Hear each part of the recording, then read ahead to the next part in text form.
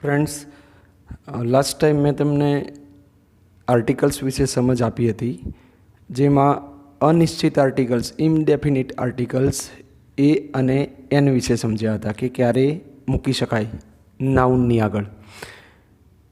त्यारबाद आपणे निश्चित article I mean definite article ध विषे आजे शीखवुं छे। तो मैं तमने कहेलू कि जे निश्चित नाम तमने लागता होय एनुं तमे लिस्ट करी राखजो। कर्युं हशे आई होप, अने ना कर्युं होय तो आपणे आगळ वधी रह्या छीए आजे आर्टिकल ध विषे समजवा माटे। ध ए निश्चित नामनी आगळ ज आवे। फरीथी एकवार आर्टिकल्स क्या मूकी शकाय?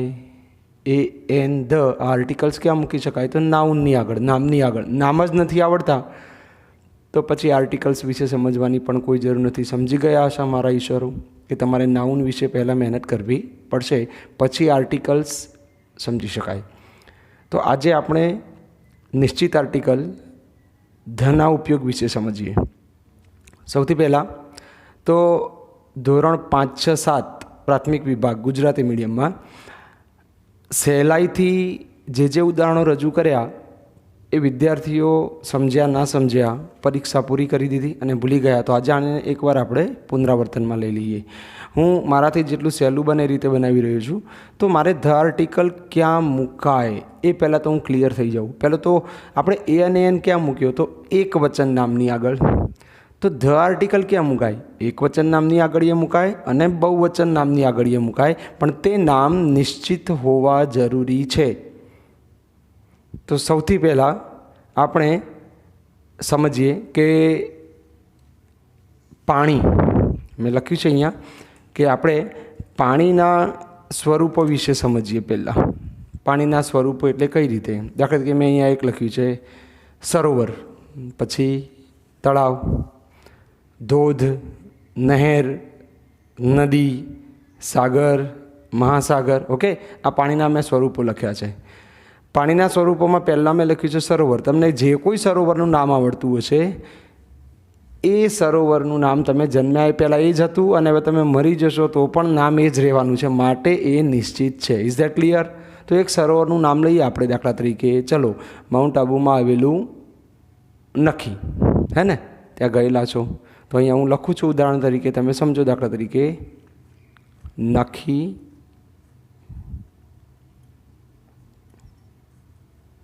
लेक एटले के नखीनुं सरोवर। ओके, हवे एक तळावनुं उदाहरण लઉં છું। दाखला तरीके सिद्धराज जयसिंह, मीनल देवी जे सोलंकी वंशना राजाओ हता ए वखते मलावनुं तळाव बंधावायेलुं। तो ए तळाव छे तो एनुं नाम लई लईए आपणे। अहींया हूँ लखुं छुं मलाव। तळावने शुं कहीशुं? पोंड। समझो मित्रों। धोध, चलो कोई धोध तमे कदाच मुलाकात लीधी होय ना लीधी होय, पण समझीए कोई धोधनुं नाम लखो। तो नायग्रा धोध लख्यो। चलो तो नायग्रा धोधने शुं कहीशुं?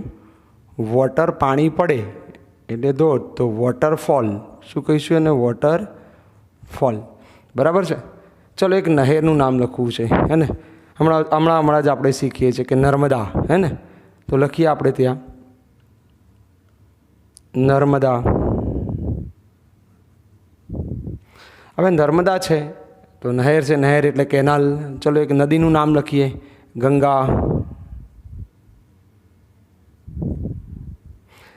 एक सागर, दरियो, एનું नाम लखीए આપણે।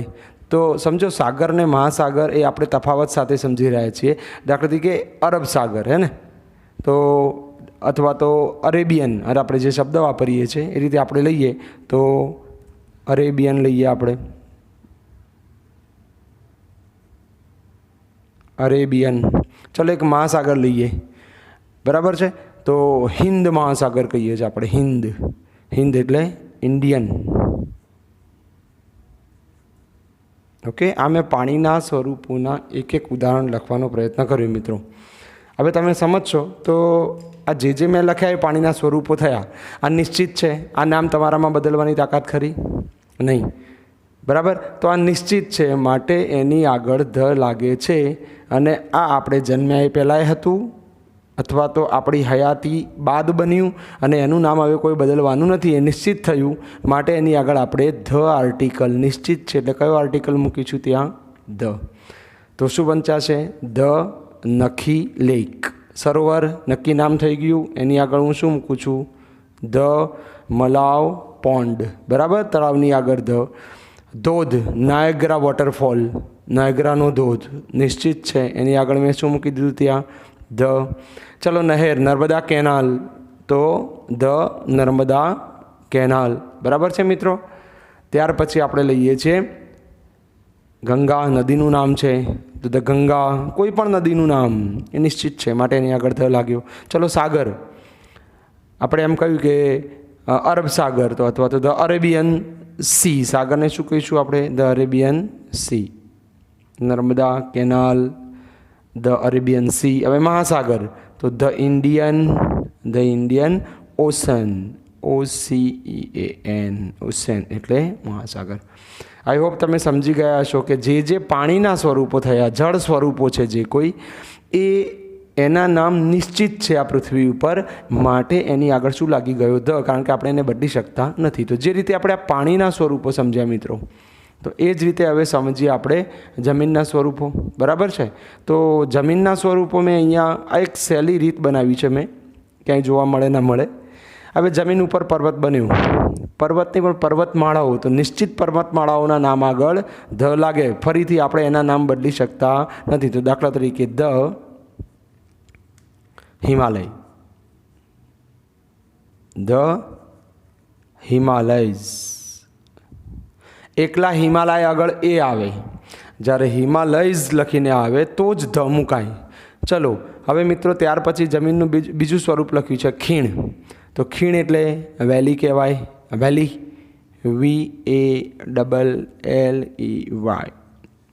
ધ નિશ્ચિત થઈ ખીણ, the valley of flowers. Okay. The Rann. હવે મિત્રો રણ એ પણ જમીનનું એક સ્વરૂપ થયું હે ને. તો રણને આપણે શું કહીએ છીએ ઇંગ્લિશમાં જનરલી? ડેઝર્ટ, હે ને, DESERT, ડેઝર્ટ. તો ડેઝર્ટ આપણે કોઈ રણનું નામ લખીએ આપણે, તો રણના નામ તમે યાદ રાખો કે સહારાનું રણ મોટું જે છે, સહારા ડેઝર્ટ. ધ લગાવવું પડશે ને આગળ, નિશ્ચિત થયું એટલા માટે મેં શું મૂક્યું આગળ? ધ. ચલો હવે અખાત અથવા ખાડી, જેને આપણે ઇંગ્લિશમાં બે કહીએ છીએ, BAY, બે. હવે ખંભાતનો અખાત, બંગાળાની ખાડી, તો ધ બે ઓફ બેંગાલ, ધ બે ઓફ ખંભાત કહી શકાય. ટાપુ એ પણ એક જમીનનું સ્વરૂપ થયું પણ પાણીની વચ્ચે થયું. તો ટાપુને આપણે ઇંગ્લિશમાં શું કહીએ છીએ મિત્રો? આઇલેન્ડ. બરાબર. પણ જે કોઈ ટાપુ છે એ ટાપુ નિશ્ચિત અલગ પડ્યા, પાણીની વચ્ચે થઈને એ ટાપુ અલગ પડ્યા માટે આપણે એને કહીએ છીએ કે એ પણ એક જમીનનું સ્વરૂપ થયું. તો એને આપણે ટાપુના સ્વરૂપે જે કોઈ ઉદાહરણ તમે લઈ શકો, કયા છે? The Andaman, the Nicobar. આ શું થયા? ટાપુઓ થયા. તો એમાંથી તમે લખીએ છીએ ધ આંદામાન, નિકોબાર. તો આ જમીનના સ્વરૂપો થયા. હમણાં આપણે શીખ્યા એ પાણીના સ્વરૂપો શીખ્યા. ફરીથી આ બધાની આગળ ધ કેમ લાગ્યો? કારણ કે એને આપણે બદલી શકતા નથી, એ નિશ્ચિત છે માટે. આગળ સમજીએ આપણે. તો હજુ આગળ આપણી પાસે જે છે ઇમારતો. ચલો કઈ ઇમારત? નિશ્ચિત ઇમારત. દાખલા તરીકે તાજમહેલ છે ને, એ ઇમારત છે. અજાયબી કહીએ જેને આપણે, બરાબર, વન્ડર્સ. તો ઇમારત દાખલા તરીકે તાજમહેલ, તો ધ લાગે આગળ. The Taj, the Taj Mahal. આવી કોઈ પણ દાખલા તરીકે લાલ કિલ્લો, તો the red fort. What is red fort? લાલ કિલ્લો. ધ લાગે છે આગળ ઇમારતોના નામ આગળ. બેંક, પ્રખ્યાત બેંકોના નામ. દાખલા તરીકે ચલો the union bank of India, the state bank of India. બરાબર છે, the state bank of India. સમજી ગયા? આ બધું રિવિઝન છે. જહાજ, કયું જહાજ લઈશું આપણે? તો જહાજની અંદર લઈએ તો દાખલા તરીકે the Titanic, the Vikrant, the Sagar Samrat. ખબર હોય તો આપણે સહેલાઈથી વાપરી શકીએ. ધ વિક્રાંત, ધ ટાઇટેનિક, આ જહાજ થયા. ચલો ત્યારબાદ તો હોટેલનું નામ લઈએ આપણે આ બાજુ. તો હોટેલ એટલે કઈ હોટેલ લઈશું ત્યાં? તો પ્રખ્યાત હોટેલ, દાખલા તરીકે ધ તાજ હોટેલ, યાદ છે ને, જેના ઉપર આતંકવાદી હુમલો થયો હતો બોમ્બેમાં. ધ તાજ હોટેલ પ્રખ્યાત હોટેલ. તમારી સોસાયટીની આગળ બનેલી હોટેલ આગળ ધ ના વાપરી દેવાય, બરાબર છે. ચલો વર્તમાન પત્ર લઈએ, એના નીચે સમાચાર પત્રો, ન્યૂઝપેપર્સ. હવે એ પણ કયા? તો ખાસ પ્રખ્યાત, દાખલા તરીકે તમે જુઓ તો ભારતનું ધ ઇન્ડિયન એક્સપ્રેસ છે, તે ઓલ ઓવર વર્લ્ડ રીડિંગ થતું હોય, ધ ઇન્ડિયન એક્સપ્રેસ.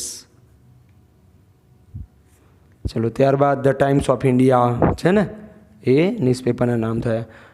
હવે આ બાજુ જહાજની વાત હતી, તો આ બાજુ હવાઈ જહાજની વાત છે. તો હવાઈ જહાજ કયા? હવાઈ જહાજમાં તમે કહી શકો the Indian Airlines, the SpiceJet, the Kingfisher, Vijay Mallya જે અત્યારે દેવાદાર બની ભારત છોડીને ભાગી ગયા છે, એમની પણ હવાઈ જહાજ ચાલે. હવાઈ જહાજને આપણે અંગ્રેજીમાં અત્યારનો ઇઝી વર્ડ લઈએ છીએ એરબસ. કયો શબ્દ લઈએ છીએ આપણે? એરબસ. એની આગળ તમે ત્યાં મૂકી દો ધ ઇન્ડિયન એરલાઇન્સ, કહી શકીએ ને, ધ ઇન્ડિયન એરલાઇન્સ. હું એક એક ઉદાહરણ બનાવું છું તો તમે બીજા જાતે બની શકો, એ તમારા માટે હું રહેવા દઉં છું. ચાલો ધ ઇન્ડિયન એરલાઇન્સ. હવે આગળ વધીએ આપણે. તો આ બાજુ આપણી પાસે શબ્દ છે કુળવાચક, હે ને. તો કુળવાચક નામ કયા? કુળ, અને આ બાજુ લખ્યું છે જાતિવાચક. કુળવાચક અને જાતિવાચક નામ નિશ્ચિત છે. કુળ એટલે દાખલા તરીકે પાંડવનું કુળ નિશ્ચિત છે. અત્યારે મહાભારત ચાલુ છે, રામાયણ ચાલુ છે, રઘુવંશ ચાલુ છે, એ કુળ છે, વંશ કુળ. તો ધ રઘુવંશ.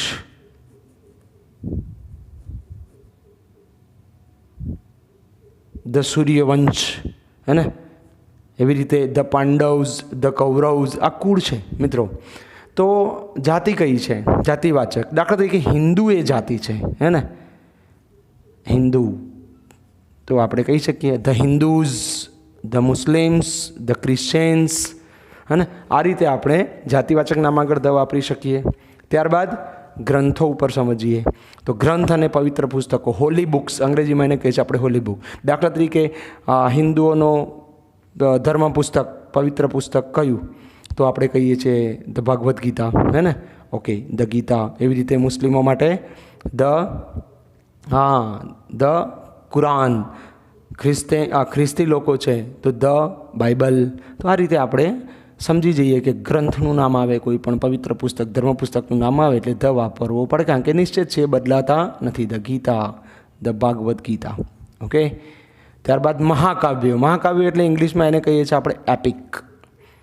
અત્યારે હાલ જે રામાયણ ને મહાભારત મિત્રો ચાલી રહ્યું છે એ મહાકાવ્યો છે. તો આપણે એની આગળ પણ નિશ્ચિત છે એટલે શું લગાવીશું આગળ? ધ રામાયણ, હે ને. ધ રામાયણ, ધ મહાભારત, આ બધા નિશ્ચિત છે એટલે ધ લાગ્યું. ત્યારબાદ દિશાના નામ આગળ શું મૂકીએ? દિશાઓ, ઉત્તર, દક્ષિણ, પૂર્વ, પશ્ચિમ. દાખલા તરીકે ધ નોર્થ, ધ ઈસ્ટ. બધાની આગળ કેમ મારે આર્ટિકલ વાપરવો પડે છે ધ? કારણ કે નિશ્ચિત છે, એને હું બદલી શકું નહીં. The north, the south, the west, the east. સંગીત વાદ્યો નિશ્ચિત છે. દાખલા તરીકે વાંસળી, તો આપણે અહીંયા આગળ ધ મૂકી દેવો પહેલાં. પછી ધ ફ્લૂટ, FLUT, એના વિશે વાત કરીએ, ફ્લૂટ વિશે, તો આગળ ધ મૂકવો પડે. એટલે દરેક વાંસળીની વાત થતી હોય, બરાબર છે. ચલો ત્યારબાદ આપણે આગળ લઈએ છીએ તો રાષ્ટ્રીયતા. રાષ્ટ્રીયતા એટલે શું?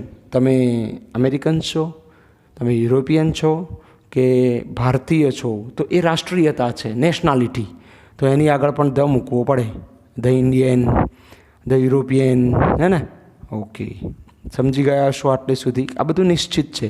હવે સનાતન પદાર્થો એટલે શું? સનાતન પદાર્થો આગળ પણ ધ મૂકવામાં આવે છે કારણ કે નિશ્ચિત છે. તમે જન્મો, તમે મૃત્યુ પામો, સૂરજ એમનો એમ જ રહેશે.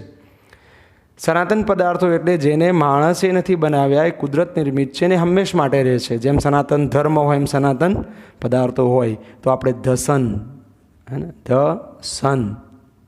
SON લઉં કે SUN? Okay, SUN. તો SON એટલે તો પુત્ર, એ તો હંમેશા જન્મે મૃત્યુ પામે બધું થાય જ, પણ આ સૂરજ એ અટલ છે, એ સનાતન છે. The sun, the sky, the earth, the moon, the stars, સમજો, ધ સ્ટાર્સ, તારા આપણે નથી બનાવ્યા, એ કુદરતની નિમિત્ત છે, માટે એની આગળ શું લાગ્યું છે મિત્રો? ધ. ઓકે, આ તો 5, 6, 7માં એકદમ સહેલી રીતે આવતું હતું એ હતું.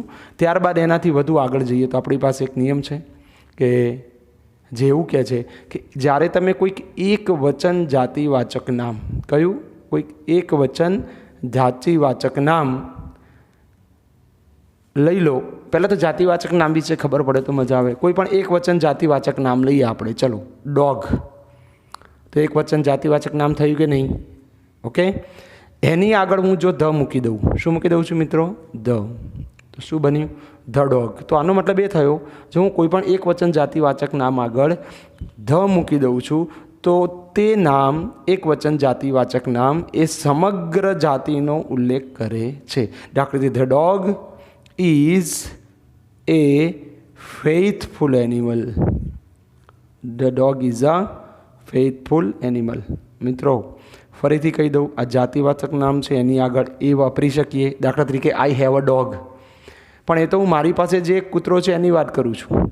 પણ હવે મેં ડોગની આગળ શું મૂકી દીધો? ધ. દાખલા તરીકે આઈ લવ ધ ડોગ. તો આનો મતલબ એ થયો કે હું જેટલા કૂતરા છે સમગ્ર જાતિની વાત કરી રહ્યો છું ત્યારે જ હું ધ વાપરી શકું. પહેલાં તો મને એક વચન જાતિવાચક નામ આવડતું હોય તો એ સિલેક્ટ કરવાનું, એની આગળ ધ મૂકવાનું, અને પછી જે કંઈ લખો છો એ હવે એક નિશ્ચિત કૂતરાની વાત નહીં થાય. એ કૂતરાની દરેક જાતિ, કોઈ પણ એ જાતિમાં જેટલી જાતિના કૂતરા છે દરેક કૂતરાનો ઉલ્લેખ થઈ ગયો એવો અર્થ થાય. બીજું ઉદાહરણ લઈએ આપણે. દાખલા તરીકે ધ પેન ઇઝ યુઝફુલ. ચલો આનો ગુજરાતી કરશો તો શું થશે?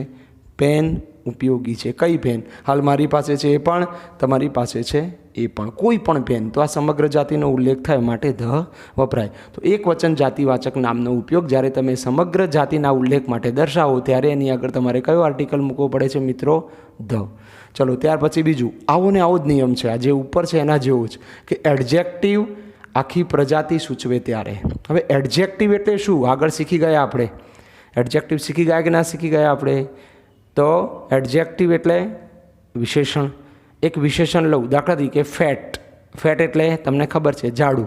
હવે આ વિશેષણ હંમેશા નામ અને સર્વનામ માટે જ વપરાય, એટલે કે નાઉન અને પ્રોનાઉન માટે જ વપરાય. પણ અહીંયા હું ફક્ત વિશેષણ લઉં છું, એની આગળ ધ મૂકી દઉં છું. ધ્યાનથી જોજો. હવે શું બની ગયું? The fat. હવે જે હું ઉદાહરણ બનાવવા જાઉં છું એ કોઈ એક જ ફેટની વાત નથી કરતું, પણ આખી દુનિયામાં જેટલા જાડા છે એ બધાની જ વાત કરે છે. એકદમ સરળ છે. દાખલા તરીકે તમને એક બીજું સિમ્પલ ઉદાહરણ લઈ લો. દાખલા તરીકે શોર્ટ એટલે ટૂંકું, હે ને? ટોલ એટલે ઊંચું ને શોર્ટ એટલે ટૂંકું. તો એની આગળ હું શું લઈ લઉં છું? ધ. એની આગળ શું મૂક્યું? ધ. ઓકે, હવે આને હું શું કરું છું એ તમે જુઓ, એક વાક્ય બનાવું છું. તો the fat can not run fast. Gujarati કરો. જાડા ઝડપી દોડી શકતા નથી. કયા જાડા? આખી દુનિયાના. બીજું, the short can not join. Joint નહીં બોલવાનું, ગુજરાતીઓની આદત છે જોઈન્ટ બોલવાની. The short can not join the army. Gujarati કરો. ટૂંકો વ્યક્તિ, ઊંચાઈમાં ટૂંકો વ્યક્તિ આર્મીમાં જોડાઈ શકતો નથી. ક્લિયર? તો હવે આગળનો નિયમ, સુપરલેટિવ ડિગ્રી. તમે 7મા ધોરણમાં ડિગ્રી વિશે ભણેલા જ છો. તો ડિગ્રી એટલે શું? તો ડિગ્રી એટલે કક્ષા થાય. ડિગ્રી એટલે તુલના ના થાય. તુલના એટલે તો કમ્પેરિઝન થાય, એ પછી સમજીશું. પણ હાલ સુપરલેટિવ ડિગ્રી, જેને ગુજરાતીમાં કહીશું શ્રેષ્ઠતા દર્શક કક્ષા. હવે એના સૂત્ર છે મિત્રો, તમને ખબર છે. એમાં ધ આવે ને આવે. ધ EST અને ધ મોસ્ટ. હાલ પૂરતું હું એક ઉદાહરણ લઉં છું. જ્યારે રૂબરૂ મળવાનું થશે, તમે કોલ કરીને પૂછશો, તમે ઉદાહરણ બનાવશો તો એના સોલ્યુશન હું તમને આપી શકીશ, કારણ કે અહીંયા સમયની મર્યાદા છે. ધ EST અને ધ મોસ્ટ આ મારે યાદ રાખવું પડે. આ સુપરલેટિવ ડિગ્રીના સૂત્ર છે. આને હું બદલી શકું નહીં. મારે ડિગ્રી શીખવી હોય તો પહેલાં ગોખવા જ પડે ચૂપચાપ. હવે આનું ઉદાહરણ બનાવું તો IEST વાળું એક ઉદાહરણ લઉં છું. દાખલા તરીકે હાઈ, કોરોનાના હાઈએસ્ટ કેસ અમદાવાદમાં જ બને છે. ગુજરાતની અંદર કોરોનાના હાઈએસ્ટ કેસ અમદાવાદમાં જ બને છે. હવે હાઈએસ્ટમાં તમે હાઈ તો શબ્દ હતો, એની આગળ શું લગાય, એની પાછળ શું લગાવ્યું, EST. તો એકલું EST નહીં ચાલે મિત્રો, કારણ કે EST કોનું છે, સુપરલેટિવ ડિગ્રીનું, તો આગળનો ધ છે એ પણ લગાવવો તો પડે, ધ હાઈએસ્ટ. એવી રીતે બીજું ઉદાહરણ લઉં, the most famous, the most famous. આ પણ સૂત્ર થયું ડિગ્રીનું, આ પણ સૂત્ર થયું. ત્યાર પછી બહુવચન દેશના નામ આગળ અથવા તો રાજ્ય કે સ્વતંત્ર એકમો ભેગા મળીને જે દેશનું નામ બન્યું હોય એની આગળ આપણે ધ મુકાય. ઇન્ડિયા આગળ કોઈ આર્ટિકલ ના આવે, કારણ કે એક વચન નામ છે અને સ્ત્રીલિંગ નામ છે, માટે ઇન્ડિયા માટે સર્વનામ શી વપરાય, SHE. બાકી દુનિયાના દરેક દેશ માટે IT, ઇટ સર્વનામ વપરાય છે. આ આપણું ભારતનું સદનસીબ છે. ઓકે, બહુવચન નામ જોઈએ આપણે. ચલો, દાખલા તરીકે અમેરિકા લખું છું અહીંયા, અમેરિકા. તો એની આગળ કોઈ આર્ટિકલની જરૂર નથી, કારણ કે આ એક વચન નામ છે. પણ અમેરિકાના જેટલા સંઘ રાજ્યો છે બધા એકમો ભેગા મળે છે ત્યારે ત્યાં એવું કહેવાય છે યુનાઇટેડ સ્ટેટ્સ ઓફ અમેરિકા. તો એનું ટૂંકું શું થયું, USA. તો આ USA લખો છો તો તમારે આગળ આર્ટિકલ ધ લખવો જ પડે, કારણ કે નિયમ છે કે જ્યારે બહુવચન દેશનું નામ હોય એની આગળ તમારે ધ આર્ટિકલ મૂકવો પડે. અમેરિકા એક વચન નામ છે, કોઈ આર્ટિકલની જરૂર નથી ઇન્ડિયાની જેમ જ, પણ એ જ અમેરિકાનું નામ USA બોલાય તો તમારે ધ લખવો પડશે, US કે USA. બરાબર. એવી જ રીતે રશિયામાં એ છે, રશિયાને ટૂંકમાં શું કહીએ છીએ આપણે, હા, United states of Soviet Republic.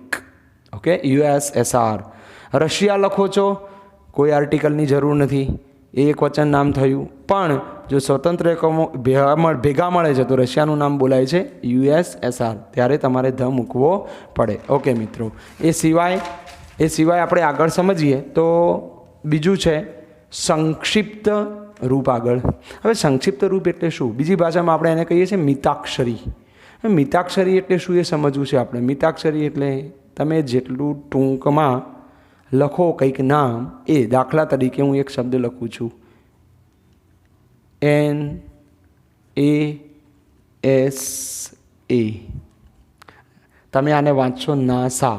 જો તમે નાસા વાંચશો તો તે આર્ટિકલની જરૂર નથી પડતી, પણ NASA વાંચું તો ધ આર્ટિકલ મૂકવો પડે છે એના ટૂંકા રૂપની આગળ. દાખલા તરીકે WHO, પણ આને WHO ને હું ના વાંચતા, WHO વાંચો છો તો એ સંક્ષિપ્ત રૂપ થયું, મિતાક્ષરી ટૂંકું રૂપ થયું, તો એના આગળ તમારે ધ લગાવવો પડે. ચલો, ત્યારબાદ ઓર્ડિનલ નંબર ને કાર્ડિનલ નંબર. તમને હું વગર ગુજરાતીએ સમજાવી દઉં કે ઓર્ડિનલ નંબર ને કાર્ડિનલ નંબર શું છે. ધ્યાનથી જોજો મિત્રો. આપણે અંગ્રેજીમાં આંકડા બોલીએ છીએ, હે ને, તો કોઈ પણ આંકડા બોલીએ એટલે કેવી રીતે બોલીએ છીએ આપણે, 1 2 3 4 5, આવું ગુજરાતીમાં બોલ્યા. તો અંગ્રેજીમાં શું બોલીએ છીએ, 1 2 3 4 5. અંગ્રેજીમાં આને બીજી રીતે બોલાય છે, તો 1 ના બદલે શું બોલીએ છીએ આપણે, ફર્સ્ટ. બરાબર છે, ફર્સ્ટ. 2 ને શું કહીશું, 2 નહીં કહીએ, સેકન્ડ. શું કહીશું આપણે ત્યાં, સેકન્ડ. હવે તમને સમજી ગયા છો મારે શું કહેવું છે. જો 1 બોલો છો તો એ કાર્ડિનલ છે, પણ ફર્સ્ટ બોલો છો તો એ ઓર્ડિનલ છે. તો આ first, second, third, fourth, fifth, આ જે તમે ઉચ્ચાર કરો છો ઓર્ડિનલ ઉચ્ચાર કહેવાય. તો ઓર્ડિનલ ઉચ્ચાર આગળ તમારે ફરજિયાત ધ લગાવવો પડે. ધ ફર્સ્ટ, બરાબર છે, the first, the second, the fifth. બરાબર. 5મો નંબર, 5મો. 5નું ગુજરાતી 5 થાય, પણ ફિફ્થનું ગુજરાતી 5મો નિશ્ચિત થાય, માટે આગળ ધ આર્ટિકલ મૂકવો પડે છે. ત્યારબાદ બીજો નિયમ જેને કહીશું નામનો ફરીથી ઉલ્લેખ. કોઈ પણ નામ એ નિશ્ચિત હોય તો ધ મૂકવાનો જ છે, પણ અનિશ્ચિત નામ ચલો ને આપણે દાખલા તરીકે આ પેન છે એ હું લઉં છું. દાખલા તરીકે તમે જુઓ, ધીસ ઇઝ એ પેન. બરાબર છે, ધીસ ઇઝ એ પેન. તમે ધ્યાનથી જુઓ, આમાં મેં આર્ટિકલ કયો વાપર્યો છે, એ. કેમ? કારણ કે પેન તો જાતિવાચક નામ છે, પેન બધાની પાસે હોઈ શકે, એમાંની મારી પાસે એક પેન છે એટલે મેં લખ્યું ધીસ ઇઝ એ પેન. પણ આ જ પેનનો હું ફરીથી ઉલ્લેખ કરું છું તો એવું કહી શકાય this is a pen, the pen is red. સમજી ગયા હશો? આ તો 5, 6, 7 ધોરણમાં આવે છે કે જે પેન આગળ એ મુકાયો એ જ પેનનો ઉલ્લેખ મેં ફરીથી કર્યો, એ જ પેન, એટલે નિશ્ચિત થઈ ગઈ. નિશ્ચિત થઈ ગઈ એટલે મારે કયો નિશ્ચિત આર્ટિકલ કયો છે આપણી પાસે અંગ્રેજીમાં? માત્ર એક અને એક છે. કયો? ધ. આ તો એક વચન નામ થયું, પેન એક વચન છે એટલે મેં એ મૂક્યો. અહીંયા એક વચન છે એટલે પાછો ધ મૂકી દીધું. તો કન્ફ્યુઝ ન થતા, અનિશ્ચિત હોય ત્યાં સુધી એ કે એન વાપરી શકાય છે, પણ જ્યારે નિશ્ચિત થઈ જાય ત્યારે ધ વાપરી શકાય. એક બીજું ઉદાહરણ લઉં. This is an apple. This is an apple. Full stop. અહીંયા મેં એન વાપર્યો. એને હું રિપીટ કરું છું તો the Apple is ripe. Ripe means પાકું છે, હે ને, કાચું નથી, અનરાઇપ નથી, રાઇપ છે. તો અહીંયા મારે એપલ આગળ શું મૂકવું પડે મિત્ર? ધ. આ એક વચન છે એપલ, પેન એક વચન છે, અહીંયા એ છે, અહીંયા એન છે. તો હું તમને વધુ સમજાવવા માટે એનું પણ ઉદાહરણ લીધું, એનનું પણ લીધું. એ છે તો પણ ધ, એન છે તો પણ ધ. તો હવે આ એક વચન છે તો હું બહુવચનનું ઉદાહરણ લઈ લઉં. દાખલા તરીકે ધીજ, હે ને. હવે આ ધીજ કેમ વાપરી? બહુવચન છે એટલે. ધીસ એક વચનમાં ઉચ્ચાર લેવાય, ધીજ બહુવચનમાં. These are girls. ધ્યાનથી જોજો, આ બહુવચન થયું મિત્ર, એટલે મારે કોઈ અહીંયા એ કે એન આર્ટિકલ મૂકવો પડતો નથી. નામ કાં તો એક વચન હોય કાં તો બહુવચન હોય. તો આપણે નામ વિશે ભણી રહ્યા છીએ. નાઉન આ જાતિવાચક નામ છે, બહુવચન બતાવવું જ પડે. એટલે મેં એસ કે ઈએસ પ્રમાણે જે આવે છે એ પણ આપણે આગળના પ્રકરણમાં શીખીશું. These are girls. Full stop. અને એ જ ગર્લ્સની મારે ફરીથી વાત કરવી છે. ધ. આ જ ગર્લ્સની ફરીથી વાત કરું છું એટલે મિત્રો નિશ્ચિત થાય છે. માટે હું લખી શકું કે ધ ગર્લ્સ આર ડેન્જરસ.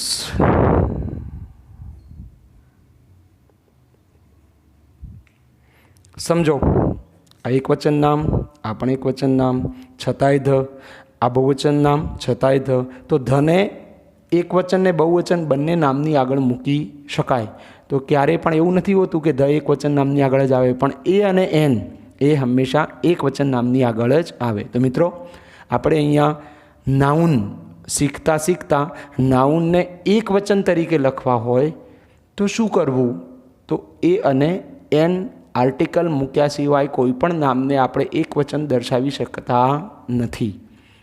એ સિવાય અમુક નામ એવા છે જે નિશ્ચિત છે, જેને આપણે એ કે એન આર્ટિકલ મૂકી શકતા નથી. ત્યાં ધ જ જોઈએ. તો કોને ધ જોઈએ? જે નામ નિશ્ચિત છે એને ધ જોઈએ. બરાબર? તો એ એન ધનો ઉપયોગ શીખ્યા. હવે એવું નથી મિત્રો કે દરેક નામની આગળ આર્ટિકલ લાગી જ જાય. ઘણા નામ એવા છે જેની આગળ આર્ટિકલ્સ લાગતા નથી, આર્ટિકલ્સ મૂકી શકાતા નથી. એ કયા નામ છે? કયા નામ છે? નામના 5 પ્રકારમાંના 3 પ્રકાર ફરીથી યાદ કરાવું છું. ફરીથી પહેલું કયું નામ? વ્યક્તિવાચક નામ. મારા તમારા જેવા નામ આગળ ધ મૂકી શકાતું નથી, વિષયના નામ આગળ ધ મૂકી શકાતું નથી, રમતોના નામ આગળ ધ મૂકી શકાતો નથી. ઓકે, આ તો મૂકવાનું શીખ્યા આપણે. ન મૂકવાનું પણ એટલું ને એટલું બધું છે. વ્યક્તિવાચક નામ આગળ કોઈ આર્ટિકલ્સ ના આવે એન ધમાંથી. ચલો, એના પછી બીજું કયું? તો કે ભાવવાચક નામ આગળ ના આવે. એના પછી ત્રીજું કયું? દ્રવ્યવાચક અથવા જથ્થાદર્શક નામ આગળ પણ આપણે આર્ટિકલ મૂકી શકતા નથી. તો કયા નામ આગળ આર્ટિકલ મૂકી શકાય? નામ એક જ ચર્ચા ચાલુ છે. જો તમને નાઉન એટલે કે નામ ન આવડે તો આર્ટિકલનો ટોપિક તમે પ્રોપરલી સમજી શકશો નહીં. તો પહેલાં તમારે શું શીખવું પડે? નાઉન. તો મેં તમને વિડીયો નંબર 2 મારો જે પાર્ટ 2 છે એમાં મેં તમને નાઉનની સમજણ આપી જ છે. બરાબર છે? અને ત્યારબાદ વર્બની એ સમજણ આપી છે, એડજેક્ટિવની સમજણ આપી છે, એડવર્બની સમજણ આપી છે. તો ફરીથી કહી દઉં છું, વિડીયો 1 એમાં મેં તમને ફોર્મ્સ ઓફ વર્ડ્સ સમજાવ્યા છે, જેમાં સ્પેલિંગ્સ શામાં જાય? Noun, verb, adjective, adverb. પછી વિડીયો 2 પાર્ટ 2માં મેં તમને નાઉન અને વર્બ સમજાવ્યા. હવે વિડીયો 3 એટલે કે પાર્ટ 3માં હું તમને એડજેક્ટિવ અને એડવર્બ સમજાવી રહ્યો છું. એની અંદર નાઉન એક વચન હોય તો એમાં ઇનડેફિનિટ આર્ટિકલ્સ એ અને એન પણ કેવી રીતે મૂકવા એ તમને વિડીયો 3 એટલે કે પાર્ટ 3માં જ સમજાવ્યું છે. અને પાર્ટ 4માં ડેફિનિટ આર્ટિકલ ધ કઈ રીતે વપરાય એની સઘન ચર્ચા આપણે કરી. આટલે સુધી મેં તમને આજે સમજાવ્યું. એમાં તમને કોઈ પણ પ્રશ્ન હોય તો ચોક્કસ તમે મને વોટ્સએપ કરો, કોલ કરો, તો હું તમને એનો જવાબ આપીશ. મેં તમને મુખ્ય બાબતો સમજાવી. આશા રાખું કે તમને એમાં ખબર પડી હશે. ફરીથી કહી દઉં છું, આ અંગ્રેજી શીખવાની કોઈ ઉંમર નથી અને કોઈ ધોરણ સાથે લેવા દેવા નથી. તમે શીખો, તમે સમજો, બીજાઓને સમજાવો, હે ને, અને મને એ લોકો સુધી પહોંચવાનો રસ્તો બતાવો કે હું તેમને કઈ રીતે મદદ કરી શકું. તો વિડીયોને લાઈક કરવાનું ના ભૂલતા, સબસ્ક્રાઈબ કરજો તમારા સંબંધીઓમાં અને દરેક જગ્યાએ એને શેર કરજો. Thank you.